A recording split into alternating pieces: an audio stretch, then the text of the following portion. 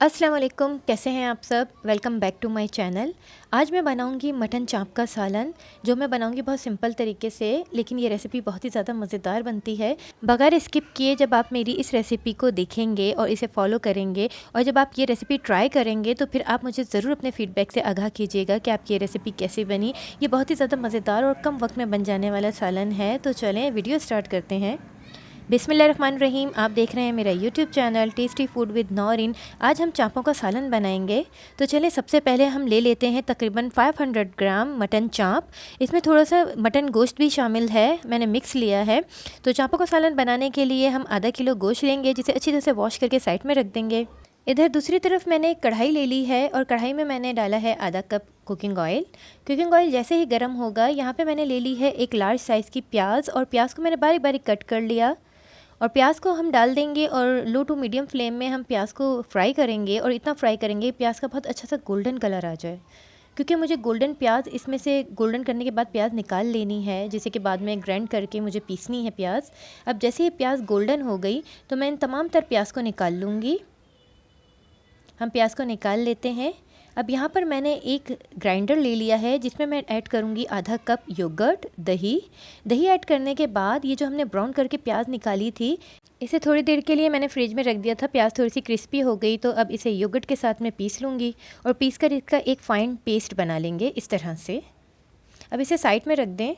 कढ़ाई में जो हमारे पास रिमेनिंग ऑयल था, यहाँ पर मैंने कुछ खड़े गरम मसाले लिए हैं। साबुत गरम मसालों में मैंने 1 टीस्पून क्यूमिन सीड, 12 से 14 मैंने काली मिर्चें ली है, 3-4 मैंने लौंगें ली है, 2 अदद मैंने दालचीनी के पीस लिए हैं और इसके साथ ही मैंने यहाँ पे 2 अदद बड़ी इलायची ली है, जो काली इलायची होती है। थोड़ा सा इनको क्रैकल करने के बाद 2 टेबल स्पून मैंने यहाँ पर जिंजर गार्लिक का पेस्ट ऐड कर दिया। बस 2 मिनट जिंजर गार्लिक का पेस्ट हम फ्राई करेंगे। फ्राई करने के बाद यहाँ पे मैं ऐड कर दूँगी मटन, और मटन को भी मैं 2 से 3 मिनट फ्राई करूँगी। मटन को इतना फ्राई करूँगी जब तक मटन का कलर चेंज ना हो जाए, जब तक फ्राई करना है हमें। इस तरह से तमाम तरह थोड़ी बहुत जो भी स्मेल वगैरह होती है वो बिल्कुल क्लियर हो जाती है, रिमूव हो जाती है। मटन का कलर चेंज हो गया, जैसे कि आप देख सकते हैं। 2 से 3 मिनट गुजर गए हैं। अब यहाँ पे कुछ पाउडर मसाले ऐड करेंगे, जो कि मैं आपको दिखाती हूँ। मैंने कौन कौन से पाउडर मसाले लिए हैं, जिसमें मैंने 1 टीस्पून सॉल्ट लिया है, या आप अपने टेस्ट के अकॉर्डिंग लीजिए। रेड चिली पाउडर लिया है मैंने half tea spoon, coriander powder लिया है मैंने half table spoon, half tea spoon मैंने ली है कश्मीरी लाल मिर्च, जिससे बहुत अच्छा कलर आ जाएगा हमारे सालन में, और हाफ़ टी स्पून मैंने लिया है टर्मरिक पाउडर। इन तमाम तर चीज़ों को हम ऐड कर देंगे मटन में। मटन में ऐड करने के बाद अब इसे मज़ीद 3 से 4 मिनट और फ्राई करेंगे। इस दौरान फ्लेम को आप लो टू मीडियम रखिएगा, हाई फ्लेम मत रखिएगा। लो टू मीडियम फ्लेम में तमाम तर मसाले हम फ्राई करेंगे गोश्त के साथ। 3 से 4 मिनट के बाद मैंने यहाँ पे ऐड कर दिया 1 लीटर पानी, क्योंकि गोश्त को मैं गलाऊंगी 45 मिनट्स के लिए। 1 लीटर पानी में 45 मिनट्स में गोश्त अच्छी तरह से गल जाएगा। अगर आप प्रेशर कुकर यूज़ करते हैं तो 20 मिनट्स इनफ होंगे। तो 45 मिनट्स के लिए मैं कवर लगा के बिल्कुल लो फ्लेम में रख दूँगी। तो चलिए मिलते हैं 45 मिनट्स बाद। 45 मिनट्स गुजर चुके हैं। जैसे कि आप देख सकते हैं हमारी जो चाँपें हैं वो अच्छी तरह से गल चुकी हैं, लेकिन मैं इसको चेक ज़रूर करूँगी।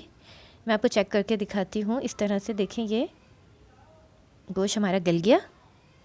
ठीक, अब गोश्त गल जाने के बाद अब यहाँ पर हम ऐड करेंगे, मैंने एक लार्ज साइज़ का टमाटर ले लिया है और टमाटर को मैंने पेस्ट बना लिया। टमाटर का पेस्ट ऐड कर दूँगी मैं यहाँ पे और इसे मज़ीद 3 से 4 मिनट फ्राई करूँगी।